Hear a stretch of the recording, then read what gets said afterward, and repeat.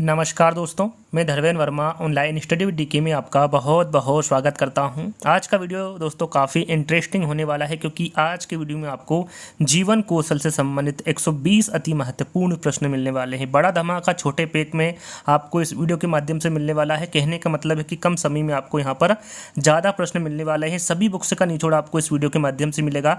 120 प्रश्न आप एक ही वीडियो में देख पाएंगे और साथ में जो विगत 10 वर्षों में पूछे गए प्रश्न हैं उनको भी इस वीडियो के माध्यम से आपको बताया जाएगा। 20 से 25 मिनट में वीडियो समाप्त हो जाएगा। कल एक और वीडियो हमने अपलोड किया था शिक्षण कौशल से संबंधित 230 अति महत्वपूर्ण प्रश्न। जहां तक मुझे लगता है आपने इस वीडियो को देख लिया होगा। नहीं देखा होगा तो यहाँ पर एक लिंक आपको देखने को मिलेगी या फिर डिस्क्रिप्शन में लिंक दे दूंगा, जाकर उस वीडियो को देख लीजिएगा। वो वीडियो भी 47 मिनट में मैंने समाप्त कर दिया था। टोटल 230 प्रश्न थे जो कि काफ़ी इंपॉर्टेंट थे। तो यहाँ पर आपको इस वीडियो को ज़्यादा से ज़्यादा लाइक करना है, ज़्यादा से ज़्यादा वीडियो को शेयर करना है और जो भी इस वीडियो को देख रहे हैं सभी को चैनल को सब्सक्राइब कर लेना है। तो शुरू करते हैं। आज का पहला प्रश्न है हमारा, बच्चों एवं विद्यार्थियों में तनाव की समस्या एवं आत्महत्या की प्रवृत्ति को दूर करने हेतु कौन सी शिक्षा पद्धति आवश्यक है? तो वो जो शिक्षा पद्धति है दोस्तों वो है जीवन कौशल। याद रखिएगा, जीवन कौशल शिक्षा पद्धति आवश्यक है। शिक्षा सिगमंड फ्रॉइड के अनुसार मानव में कितनी मूल प्रवृत्तियां होती है? देखिए यहाँ पर किसके अनुसार पूछा गया है, ये इंपॉर्टेंट है। सिगमंड फ्रॉइड के अनुसार पूछा गया है। तो यहाँ पर मानव में कितनी मूल प्रवृत्तियां बताई हैं उन्होंने? दो। कौन सी? जीवन और मृत्यु। याद रखिएगा, दो कौन कौन सी हैं इसके बारे में भी आपको पता होना चाहिए, जीवन और मृत्यु। वहाँ कौन सा प्रभाव है जो छात्रों को शिक्षक का अनुकरण करने हेतु प्रभावित करता है? तो वो है पुनर्बलन प्रभाव। किस नीति ने जिला शिक्षा और प्रशिक्षण संस्थान स्थापित करने का सुझाव दिया गया? तो ये दिया गया था राष्ट्रीय शिक्षा नीति 1986 यानी 1986। इंग्लैंड के किस शिक्षा दार्शनिक ने व्यक्तिकता को जीवन का आदर्श बताया है? किसने बताया है? कौन से दार्शनिक ने बताया है इंग्लैंड के? तो वो है टीपी नन। याद रखिएगा, टीपी नन ने व्यक्तिकता को जीवन का आदर्श बताया है। शिक्षा में सामाजिक दक्षता का उद्देश्य किसने दिया है? तो ये दिया है जॉन डीवी ने। याद रखिएगा, शिक्षा में जो सामाजिक दक्षता का उद्देश्य दिया है वो जॉन डीवी द्वारा दिया गया है। राष्ट्रीय चेतना का विकास किसके द्वारा होता है? तो इस शिक्षा के द्वारा होता है राष्ट्रीय चेतना का विकास। प्रबंधन को जीवन रक्त किसने कहा है? काफी इंपॉर्टेंट है। प्रबंधन को जीवन रक्त किसने कहा है? तो ये ड्रकर ने कहा है। याद रखिएगा, काफी इंपॉर्टेंट प्रश्न है। शिक्षक का व्यवहार छात्रों के प्रति कैसा होना चाहिए? तो ये सहानुभूतिपूर्ण होना चाहिए शिक्षक का व्यवहार छात्रों के प्रति।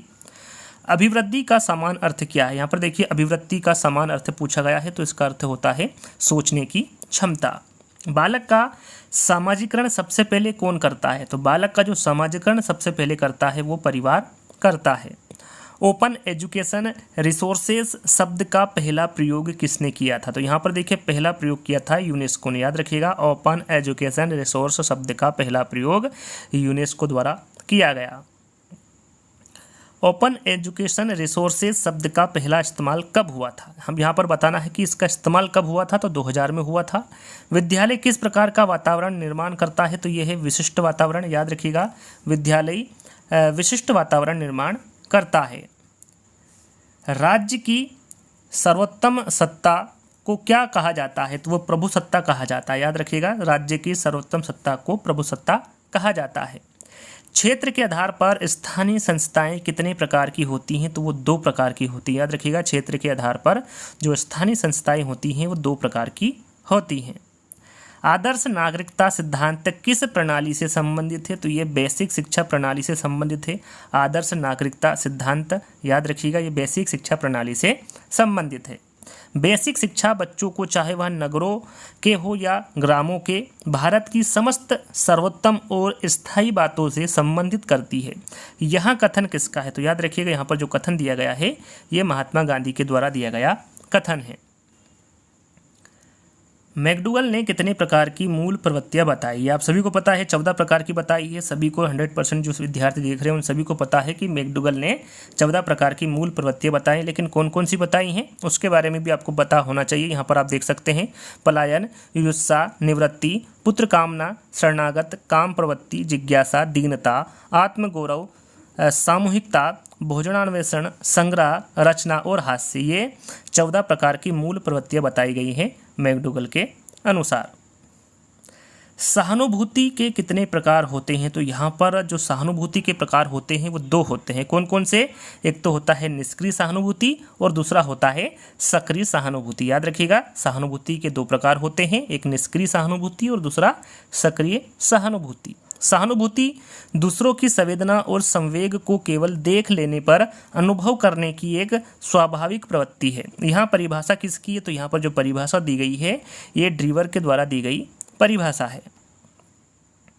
प्रेरणा को कितने वर्गों में विभक्त किया गया है? तो यहाँ पर प्रेरणा को दो वर्गों में विभक्त किया गया है। कितने वर्गों में? दो वर्गों में। दो वर्ग कौन कौन से? एक तो आंतरिक प्रेरणा और दूसरा है बाह्य प्रेरणा। याद रखिएगा, प्रेरणा को दो वर्गों में विभक्त किया गया है, पहला है आंतरिक और दूसरा है बाह्य प्रेरणा। प्रेरणा कार्य को प्रारंभ करने, जारी रखने और नियंत्रित रखने की प्रक्रिया है। यहाँ कथन किसका है? तो यहाँ पर जो कथन दिया गया है ये गुड महोदय के द्वारा दिया गया कथन है।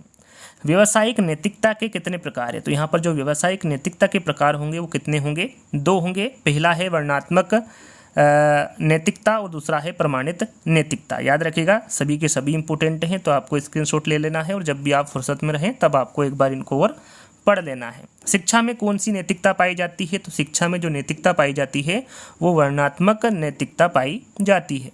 व्यक्तित्व का मूल्य आधारित विभाजन किसने प्रस्तुत किया? तो ये स्पेंजर ने किया था। याद रखिएगा, व्यक्तित्व का मूल्य आधारित विभाजन स्पेंजर द्वारा प्रस्तुत किया गया। अभिप्रेरणा का प्रत्याशा सिद्धांत किसने दिया? काफ़ी इंपॉर्टेंट प्रश्न है, तो ये दिया था ब्रूम ने। याद रखिएगा, अभिप्रेरणा का प्रत्याशा सिद्धांत ब्रूम के द्वारा दिया गया है। वेरी वेरी इंपॉर्टेंट प्रश्न है, आपको याद कर लेना है। अभिप्रेरणा छात्र में रुचि उत्पन्न करने की कला है। यहाँ परिभाषा किसकी? ये भी इंपॉर्टेंट परिभाषा है, तो याद रखिएगा, अभिप्रेरणा छात्र में रुचि उत्पन्न करने की कला है। यहाँ परिभाषा थॉमसन के द्वारा दी गई है। मैस्लो ने अपने सिद्धांत में कुल कितने प्रकार की मांगे बताई हैं? तो याद रखिएगा, इन्होंने 5 प्रकार की मांगे बताई हैं मैस्लो ने अपने सिद्धांत में। याद रखिएगा, फ्रायड ने मृत्यु इच्छा को क्या कहा है? तो यहाँ पर देखिए, एक तो मृत्यु इच्छा और जीवन इच्छा। मैंने आपको बताया था इनके दो प्रकार है, मृत्यु और जीवन। तो यहाँ पर फ्रायड ने मृत्यु इच्छा को क्या कहा है? तो इन्होंने थेनाटोस कहा है मृत्यु इच्छा को, और जीवन इच्छा को इन्होंने एरोस कहा है। याद रखिएगा, दोनों को एक बार फिर पढ़ लेते हैं। फ्रायड ने मृत्यु इच्छा को थेनाटोस कहा है और फ्रायड ने जीवन इच्छा को इरोस कहा है। इन दोनों को ध्यान में रखना है। The nature of the administration process पुस्तक के लेखक है। यहाँ पर जो पुस्तक दी गई है इसके लेखक कौन है? तो ये है सीयर्स। अध्यापक द्वारा किसी छात्र की गई प्रशंसा को क्या माना गया है? तो ये पुरस्कार माना गया है। अध्यापक द्वारा किसी छात्र की जो प्रशंसा की गई है उसे पुरस्कार माना गया है। पुरस्कार वांछित कार्य के साथ सुखद साहचर्य स्थापित करने का साधन है। यहाँ कथन किसका है? काफ़ी इंपॉर्टेंट कथन है, तो ये हरलोक का कथन है। मानसिक रूप से स्वस्थ व्यक्ति किन परिस्थितियों में समायोजित हो जाता है? तो ये नवीन परिस्थितियों में हो जाता है। याद रखिएगा, मानसिक रूप से स्वस्थ व्यक्ति नवीन परिस्थितियों में समायोजित हो जाता है। विद्यालय के संदर्भ में दंड कितने प्रकार का होता है? तो दंड 2 प्रकार के होते हैं। याद रखिएगा, एक तो शारीरिक दंड और एक आर्थिक दंड। याद रखिएगा, विद्यालय के संदर्भ में दंड 2 प्रकार के होते हैं, एक होता है शारीरिक और दूसरा होता है आर्थिक। अभिप्रेरणा का मनोविश्लेषण सिद्धांत किसने दिया था? ये भी इंपॉर्टेंट है, तो ये फ्रायड के द्वारा दिया गया था। अभिप्रेरणा का मनोविश्लेषण सिद्धांत। अभिप्रेरणा के कितने घटक हैं? तो यहाँ पर अभिप्रेरणा के कितने घटक बताए हैं? 4 बताए हैं। कौन कौन से? आवश्यकता, प्रणोद या चालक, प्रोत्साहन या उद्दीपन और प्रेरक। ये 4 घटक बताए हैं अभिप्रेरणा के, तो इन चारों घटकों को आपको याद कर लेना है। अभिवृत्ति के कितने घटक? यहाँ पर देखिए, अभी हमने जाना कि अभिप्रेरणा के 4 घटक है और अभिवृत्ति के कितने घटक है? यहाँ पर 3 है। कौन कौन से? विचारपरक घटक है, सावेगिक घटक और क्रियात्मक घटक। याद रखिएगा, अभिवृत्ति के 3 घटक है, विचारपरक घटक, सावेगिक घटक और क्रियात्मक घटक। इन तीनों घटकों को आप अच्छे से याद कर लीजिएगा। परामर्श प्रदान करने की कितनी विधियां हैं? यहाँ पर देखिए, परामर्श प्रदान करने की विधियों के बारे में पूछा गया है, कितनी है? तो वो है 2। अब 2 कौन कौन सी है? व्यक्तिगत परामर्श और समूह परामर्श। याद रखिएगा इन दोनों विधियों को। अवांछनीय व्यवहार को दूर करने का साधन क्या है? तो यह है दंड। याद रखिएगा, अवांछनीय व्यवहार को दूर करने का साधन दंड है। मानव जीवन का आधार क्या है? काफ़ी इंपॉर्टेंट है। देखिए, मानव जीवन का जो आधार है वो व्यवसाय होगा। प्रधानाचार्य द्वारा की गई किसी बालक की सार्वजनिक प्रशंसा को आप किस वर्ग में रखेंगे? तो हम इसे पुरस्कार वर्ग में रखेंगे। याद रखिएगा। मूल्य वहाँ है जो मानव इच्छाओं की तुष्टि कर सके। यहाँ कथन किसका है? तो ये अर्बन का है। याद रखिएगा, मूल्य वहाँ है जो मानव इच्छाओं की तुष्टि कर सके। यहाँ कथन अर्बन के द्वारा दिया गया कथन है। नेशनल एंड गवर्नमेंट पुस्तक के लेखक कौन है? तो ये जिमर्न है। याद रखिएगा, नेशनल एंड गवर्नमेंट पुस्तक के लेखक जिमर्न है। काफ़ी इंपॉर्टेंट पुस्तक है, ध्यान दीजिएगा। धर्मनिरपेक्षता का मूल अर्थ क्या है? तो यहाँ पर जो धर्मनिरपेक्षता है इसका मूल अर्थ होता है धर्म से स्वतंत्र। सभी शिक्षकों का उद्देश्य मानव निर्माण है। मानव शब्द मानवीय गुणों का घोतक है। यहाँ कथन किसका है? काफ़ी इंपोर्टेंट कथन है। तो यहाँ पर आप देख सकते हैं ये स्वामी विवेकानंद जी का कथन है। कारखाने आदि में बच्चों को नौकर रखने पर किस अनुच्छेद के अनुसार रोक लगाई गई है? तो ये अनुच्छेद 24 के अनुसार रोक लगाई गई है। कारखाने आदि में बच्चों को नौकर रखने पर अनुच्छेद 24 के अनुसार रोक लगाई गई है। याद रखिएगा। राष्ट्रीय ग्रामीण रोजगार अधिनियम कब पारित हुआ था? तो ये 25 अगस्त 2005 को हुआ था। राष्ट्रीय ग्रामीण रोजगार अधिनियम, याद रखिएगा, 25 अगस्त 2005 को। अभिवृत्ति का सर्वप्रथम मापन किसने किया? तो ये थ्रस्टन द्वारा किया गया था। याद रखिएगा, अभिवृत्ति का सर्वप्रथम मापन थ्रस्टन के द्वारा किया गया। थ्रस्टन ने अभिव्यक्ति का मापन करने के लिए किस विधि का प्रयोग किया था? तो उन्होंने युग्म तुलनात्मक विधि का प्रयोग किया था थ्रस्टन ने अभिव्यक्ति का मापन करने के लिए। दंड का प्रमुख सिद्धांत क्या है? तो जो दंड का प्रमुख सिद्धांत है दोस्तों वो प्रतीकार्थक सिद्धांत है। विभिन्न राष्ट्रों के मध्य संबंध और अच्छी भावना क्या कहलाता है? तो ये अंतर्राष्ट्रीय सद्भाव कहलाता है। याद रखिएगा, विभिन्न राष्ट्रों के मध्य संबंध और अच्छी भावना अंतर्राष्ट्रीय सद्भाव कहलाता है। सहानुभूति का अर्थ है, तो यहाँ पर सहानुभूति का अर्थ होता है अच्छा अनुभव करना। विद्यार्थी का तनाव से दूर रखने के लिए कैसी शिक्षा दें? तो इसके बारे में आपको शुरू वाले प्रश्न में ही बता चुका हूँ। जीवन कौशल जैसी शिक्षा दें विद्यार्थी को तनाव से दूर रखने के लिए। प्रणोद न्यूनता का अभिप्रेरणा सिद्धांत किसके द्वारा दिया गया है? तो ये हल के द्वारा दिया गया है। प्रणोद न्यूनता का अभिप्रेरणा सिद्धांत। पलायनवाद मूल प्रवृत्ति का संवेग है, तो वो भय है जिसे हम डर भी कहते हैं। याद रखिएगा, पलायनवाद मूल प्रवृत्ति का संवेग भय है। लूथर गुलिक ने प्रबंधन के कितने कार्य बताए हैं? तो याद रखिएगा, इन्होंने 7 कार्य बताए हैं लूथर गुलिक ने प्रबंधन के। कल के वीडियो में मैंने आपको बताया था कि पोस्ट कोर्ब का जो सिद्धांत है वो किसके द्वारा दिया गया था? तो ये लूथर गुलिक के द्वारा दिया गया था और इन्होंने 7 कार्य बताए हैं प्रबंधन के। ये याद आपको रखना है। ज्ञानवाणी का प्रसारण कब शुरू किया गया? तो ये 1 मार्च 2000 को किया गया था ज्ञानवाणी का प्रसारण। शिक्षक की कथनी और करनी में अंतर नहीं होना चाहिए, यहाँ किसने कहा? काफ़ी इंपॉर्टेंट कथन है। तो ये महात्मा गांधी के द्वारा कहा गया कि शिक्षक की कथनी और करनी में अंतर नहीं होना चाहिए। भारतीय कॉपीराइट एक्ट कब पास हुआ? तो ये हुआ था 1957 में। याद रखिएगा, भारतीय कॉपीराइट एक्ट 1957 में पास हुआ था। धर्मनिरपेक्षता किसके चयन में स्वतंत्रता देती है? तो ये है धर्म। याद रखिएगा, धर्मनिरपेक्षता धर्म में स्वतंत्रता देता है। अभिप्रेरणा का प्रत्याशा किसने दिया था? तो ब्रूम के द्वारा दिया गया था। इसके बारे में आपको बता चुका हूँ। नेतृत्व के कितने प्रकार हैं? तो नेतृत्व के 3 प्रकार है। याद रखिएगा, नेतृत्व के कितने प्रकार होंगे? 3 प्रकार होंगे। कौन कौन से? प्रजातांत्रिक नेतृत्व, निरंकुश या सत्तावादी नेतृत्व व अहस्तक्षेपी नेतृत्व। याद रखिएगा, नेतृत्व के कितने प्रकार है? 3 प्रकार है, जो कि आप यहाँ पर देख सकते हैं। विद्यार्थियों की कक्षा में मुखिया के रूप में शिक्षक को कह सकते हैं। तो यहाँ पर देखिए, विद्यार्थी की कक्षा में मुखिया के रूप में आपको बताना है कि आप शिक्षक को क्या कह सकते हैं। तो हम नेतृत्वकर्ता कह सकते हैं। विश्व के सभी देशों का एक दूसरे का हित चाहना कौन सा मूल्य है? तो वो है अंतर्राष्ट्रीय सद्भावना। NCERT ने कितने मूल्य माने हैं? काफ़ी इंपोर्टेंट हैं, तो याद रखिएगा, इन्होंने 83 मूल्य माने हैं। NCERT ने 83 मूल्य माने हैं, काफ़ी इंपोर्टेंट हैं, ध्यान दीजिएगा इस प्रश्न पे। किसी भी वस्तु को ना चुराना कौन सा मूल्य है? तो ये अस्थायी मूल्य है। याद रखिएगा, किसी भी वस्तु को ना चुराना ये किस प्रकार का मूल्य है? तो ये अस्थायी मूल्य है। वैल्यू शब्द निकलता है, तो ये वलेर से निकलता है वैल्यू शब्द। नीति निर्देशक तत्व किस देश के संविधान से लिया गया है? तो ये कल के वीडियो में मैं बता चुका हूँ, आयरलैंड से लिया गया है नीति निर्देशक तत्व। व्यावसायिक नैतिकता पर विरोधी विचार किसने किया है। यहाँ पर देखिए थोड़ा सा मिसप्रिंट हुआ है, ध्यान दीजिएगा। व्यावसायिक नैतिकता पर विरोधी विचार किसने किया है, तो ये मिल्टन फ्रीडमैन के द्वारा किया गया है। मानवीय मूल्य प्रमुख रूप से कितने प्रकार के होते हैं, काफ़ी इंपॉर्टेंट हैं, तो ध्यान दीजिएगा। मानवीय मूल्य प्रमुख रूप से 5 प्रकार के होते हैं। कितने प्रकार के होते हैं, 5 प्रकार के होते हैं। अगला प्रश्न है, दंड की सबसे पुरानी ज्ञात विधि कौन सी है, तो ये हम्मुराबी विधि संहिता है। याद रखिएगा, दंड की सबसे पुरानी ज्ञात विधि कौन सी होगी, हम्मुराबी विधि संहिता होगी। व्यक्तित्व के समस्त व्यवहार के पीछे निहित कारक को क्या कहते हैं, तो उसे कहते हैं प्रेरणा। याद रखिएगा, व्यक्तित्व के समस्त व्यवहार के पीछे निहित कारक को प्रेरणा कहते हैं। कोई एक जन्मजात प्रेरक लिखिए। जो जन्मजात प्रेरक है उसके बारे में पूछा गया है, तो आप भूख लिख सकते हैं। भूख एक जन्मजात प्रेरक के अंतर्गत आता है। जब तक नई आदत दृढ़ ना हो जाए उसके अपवाद ना आने दो। यहाँ कथन किसका है, काफ़ी इंपॉर्टेंट कथन है, परिभाषा है, तो ये जेम्स का कथन है। इनका कहना है कि जब तक नई आदत दृढ़ ना हो जाए उसके अपवाद ना आने दो। यहाँ कथन जेम्स के द्वारा कहा गया है। जब कोई ऐच्छिक कार्य बार बार किया जाता है तो उसे क्या कहते हैं, तो उसे आदत कहते हैं। जब कोई ऐच्छिक कार्य को हम बार बार करते हैं तो उसे हम क्या कहेंगे, आदत कहेंगे।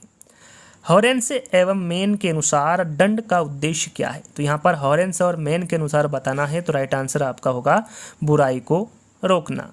अभिप्रेरणा का द्विकारक सिद्धांत के जनक कौन है, तो ये हर्जवर्ग है। याद रखिएगा, अभिप्रेरणा का द्विकारक सिद्धांत पूछा है तो आपका राइट आंसर होगा हर्जवर्ग। याद रखिएगा। वोल्फ एवं कॉफमैन, थोड़ा प्रश्न यहाँ पर मिस हुआ है, तो जैसा मैं आपको बता रहा हूँ उसको सुनिएगा। वोल्फ एवं कॉफमैन ने अभिप्रेरणा का कौन सा सिद्धांत दिया है, तो उन्होंने प्रोत्साहन का सिद्धांत दिया है। एक बार फिर प्रश्न को दोहरा देता हूँ। वोल्फ एवं कॉफमैन ने अभिप्रेरणा का कौन सा सिद्धांत दिया है, तो उन्होंने प्रोत्साहन का सिद्धांत दिया है। अभिप्रेरणा के अंग्रेजी समानार्थी मोटिवेशन शब्द का उत्पत्ति लैटिन भाषा के किस शब्द से हुई है, तो ये मोटिव शब्द से हुई है। याद रखिएगा, अभिप्रेरणा के अंग्रेजी समानार्थी मोटिवेशन शब्द की जो उत्पत्ति लैटिन भाषा से हुई है, तो यहाँ पर पूछा गया है किस शब्द से हुई है, तो ये मोटिव शब्द से हुई है। बाल अपराध विज्ञान के जनक है, काफ़ी इंपॉर्टेंट प्रश्न है, आईएमपी प्रश्न है, तो याद रखिएगा ये सीजन लोम्ब्रेसो है, बाल अपराध विज्ञान के जनक। मानव जीवन की शुरुआत शारीरिक आवश्यकताओं से होती है पर अंत आत्मा सिद्धिकरण से होता है। यहाँ किसके सिद्धांत के अनुसार सच है, तो ये मेस्लो के सिद्धांत के अनुसार सच है। जीवन कौशल एक व्यवहार परिवर्तन या विकासशील व्यवहार का नजरिया है जिसका उद्देश्य जीवन के 3 क्षेत्रों ज्ञान, दृष्टिकोण एवं कौशलों के बीच संतुलन करना है। यहाँ परिणाम किसने दिया है, काफ़ी इंपॉर्टेंट है, तो यहाँ पर जो परिणाम दिया है ये यूनिसेफ द्वारा दिया गया है। अपनी जिम्मेदारियों एवं कर्तव्यों को समझना कौन सी जीवन कौशल है, तो वह है स्वजागरूकता। याद रखिएगा, अपनी जिम्मेदारियों एवं कर्तव्यों को समझना स्वजागरूकता जीवन कौशल है। बेसिक शिक्षा में किस समस्या पर विशेष ध्यान दिया गया है, तो यह है जीविकोपार्जन की समस्या। याद रखिएगा, बेसिक शिक्षा में जीविकोपार्जन की समस्या पर विशेष ध्यान दिया गया है। बेसिक शिक्षा प्रणाली की रूपरेखा निर्माण के लिए गठित समिति की अध्यक्षता किसने की थी, तो ये डॉक्टर जाकिर हुसैन ने की थी। बेसिक शिक्षा प्रणाली की रूपरेखा निर्माण के लिए जो गठित समिति की अध्यक्षता की थी वो डॉक्टर जाकिर हुसैन द्वारा की गई थी। गांधी जी ने शिक्षा में किस विषय को महत्व दिया था, तो उन्होंने हस्तशिल्प की जो शिक्षा है उसको महत्व दिया था गांधी जी ने। याद रखिएगा, काफ़ी इंपॉर्टेंट प्रश्न है। देश एवं समाज के हित के लिए किस प्रकार के व्यक्तियों को शिक्षित करना आवश्यक है, तो ये प्रौढ़ व्यक्तियों को। देश एवं समाज के हित के लिए प्रौढ़ व्यक्तियों को शिक्षित करना आवश्यक है। अखिल भारतीय प्रौढ़ शिक्षा परिषद की स्थापना कब हुई, तो ये 1940 ईस्वी में हुई। अखिल भारतीय प्रौढ़ शिक्षा परिषद की स्थापना। संवेगों को जानने का सर्वोत्तम ढंग या फिर उपाय क्या है, तो ये है मुखाभिव्यक्ति। याद रखिएगा, संवेगों को जानने का सर्वोत्तम ढंग या फिर उपाय मुखाभिव्यक्ति है। किसी कंपनी द्वारा प्रयोग किया जाने वाला व्यापार चिन्ह क्या कहलाता है, तो वो ट्रेडमार्क कहलाता है। याद रखिएगा, किसी कंपनी द्वारा प्रयोग किया जाने वाला व्यापार चिन्ह ट्रेडमार्क कहलाता है। भारतीय दर्शन में कुल कितने मूल्य हैं, तो यहाँ पर जो भारतीय दर्शन में मूल्य बताए गए हैं वो 4 बताए गए हैं। कौन से हैं, अर्थ, धर्म, काम और मोक्ष। याद रखिएगा, भारतीय दर्शन में कुल 4 मूल्य हैं, अर्थ, धर्म, काम और मोक्ष। भारतीय दर्शन में कौन सा परलौकिक मूल्य माना जाता है? तो ये है मोक्ष। याद रखिएगा, भारतीय दर्शन में मोक्ष परलौकिक मूल्य माना जाता है। जीवन कौशल शिक्षा से संबंधित पाठ्यक्रम का संचालन भारत सरकार का कौन सा मंत्रालय करता है? तो ये अल्पसंख्यक कार्यों का मंत्रालय करता है। भारत में किस वर्ष व्यावसायिक शिक्षा की शुरुआत हुई थी? तो ये 1986 को हुई थी। भारत में 1986 को व्यावसायिक शिक्षा की शुरुआत हुई थी। जीवन कौशल शिक्षा मन की किन भावनाओं को नियंत्रित करने में मदद करती है? तो जीवन कौशल शिक्षा मन के डर, क्रोध और चिंता भावनाओं को नियंत्रित करने में मदद करती है। विश्वविद्यालय अनुदान आयोग की स्थापना कब की गई थी? तो ये वर्ष 1956 में की गई थी। याद रखिएगा, विश्वविद्यालय अनुदान आयोग की स्थापना 1956 में की गई थी। व्यक्ति द्वारा उचित निर्णय लेने की क्षमता एवं भावनाओं में संतुलन स्थापित करने की कला कहलाती है। तो वो जीवन कौशल है। याद रखिएगा, व्यक्ति द्वारा उचित निर्णय लेने की क्षमता एवं भावनाओं में संतुलन स्थापित करने की कला जीवन कौशल कहलाती है। अगला प्रश्न है, थॉमस डोनाल्डसन ने व्यावसायिक नैतिकता में किस सिद्धांत को अपनाया था? तो उन्होंने सामाजिक अनुबंधन सिद्धांत को अपनाया था। भावात्मक समझ का मूल अर्थ क्या है? तो यहाँ पर भावात्मक समझ का मूल अर्थ अन्य लोगों को समझना है। किस विद्वान का कहना है कि खेल बालक की जन्मजात स्वाभाविक प्रकृति है? सरल सा प्रश्न है, आप सभी को पता है। ये मैकडूगल का कहना है कि खेल बालक की जन्मजात स्वाभाविक प्रवृत्ति है। दंड का प्रमुख सिद्धांत क्या है? तो इसके बारे में आपको पहले बता चुका हूँ, प्रतिकारक सिद्धांत है। प्रेरणा छात्रों में किन भावनाओं को उत्पन्न करती है? तो ये अनुशासन की भावना को उत्पन्न करती है प्रेरणा छात्रों में। मानव संसाधन विकास मंत्रालय का सृजन कब हुआ? तो ये हुआ था 25 सितंबर 1985 को। याद रखिएगा, मानव संसाधन विकास मंत्रालय का सृजन 25 सितंबर 1985 को हुआ था। भूख, सोना और प्यास ये किस प्रकार के प्रेरक है? तो मैंने थोड़ी देर पहले आपको बताया था कि जन्मजात प्रेरक कौन सा एक है। उसमें मैंने आपको भूख बताया था। भूख के साथ साथ सोना और प्यार करना, ये तीनों ही जन्मजात प्रेरक के अंतर्गत आते हैं। RTE एक्ट 2009, जिसे शिक्षा अधिकार अधिनियम 2009 भी कहा जाता है, ये देश में कब लागू हुआ? तो ये 1 अप्रैल 2010 को लागू हुआ था। RTE act 2009। किस आयोग ने 10+2+3 शिक्षा प्रणाली की सिफारिश की थी? तो ये कोठारी आयोग ने की थी। याद रखिएगा, कोठारी आयोग ने 10+2+3 शिक्षा प्रणाली की सिफारिश की थी। भारतीय संविधान के किस अनुच्छेद में इस बात का वर्णन है कि बच्चे को उनकी मातृभाषा में शिक्षा प्रदान करनी चाहिए? तो ये भारतीय संविधान के 350A अनुच्छेद में इस बात का वर्णन है कि बच्चे को उनकी मातृभाषा में शिक्षा प्रदान करनी चाहिए। राष्ट्रभाषा हिंदी को प्रोत्साहन कौन सा अनुच्छेद करता है? तो ये अनुच्छेद 351 करता है। याद रखिएगा, राष्ट्रभाषा हिंदी को प्रोत्साहन अनुच्छेद 351 करता है।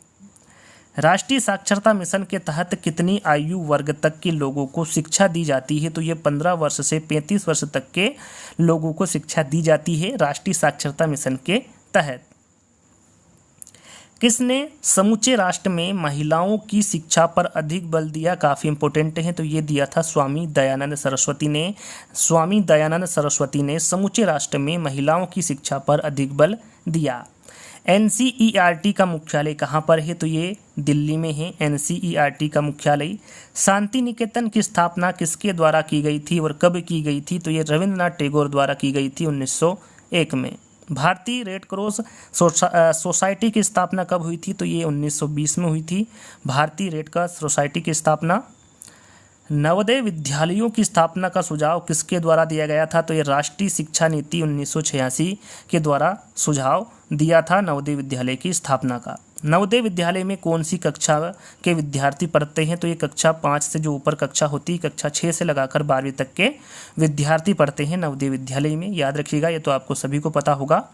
किसने कहा था कि शिक्षा से मेरा अभिप्राय बच्चों एवं वयस्कों के तन, मन तथा आत्मा का विकास करना है? तो ये किसके द्वारा कहा गया है? ये गांधी जी के द्वारा कहा गया है। शिक्षकों का प्रशिक्षण कार्यक्रम दक्षता पर आधारित होना चाहिए, यहाँ किसने कहा? तो ये आचार्य राममूर्ति समिति के द्वारा कहा गया। अंतिम प्रश्न है, जैसा कि मैंने आपको बताया था टोटल 120 प्रश्न मिलेंगे। किस समिति ने सर्वप्रथम अपव्यय और अवरोधन को परिभाषित किया है? तो ये हर्टांग समिति ने किया है। काफ़ी इंपॉर्टेंट है, दोनों प्रश्नों को याद कर लेना है कि किस समिति ने सर्वप्रथम अपव्यय और अवरोधन को परिभाषित किया है। तो ये हटांग समिति ने किया है। तो यहाँ पर आपके जो आज के 120 प्रश्न थे उसका वीडियो यहीं पर समाप्त होता है। जहाँ तक मुझे लगता है आप सभी को वीडियो पसंद आया हुआ तो आपको लाइक करना है और सभी को बिना शेयर करे ना जाना है। सभी अपने दोस्तों को, जितने भी ग्रुप है आपके पास में, व्हाट्सएप ग्रुप है, फेसबुक ग्रुप है, सभी के पास इस वीडियो को पहुंचा देना है ताकि ज़्यादा से ज़्यादा लोग जुड़ सके, ज़्यादा से ज़्यादा लोग इन वीडियो के लाभ ले सके। तो जल्द ही दोस्तों एक नई वीडियो के साथ मिलते हैं। जब तक के लिए धन्यवाद।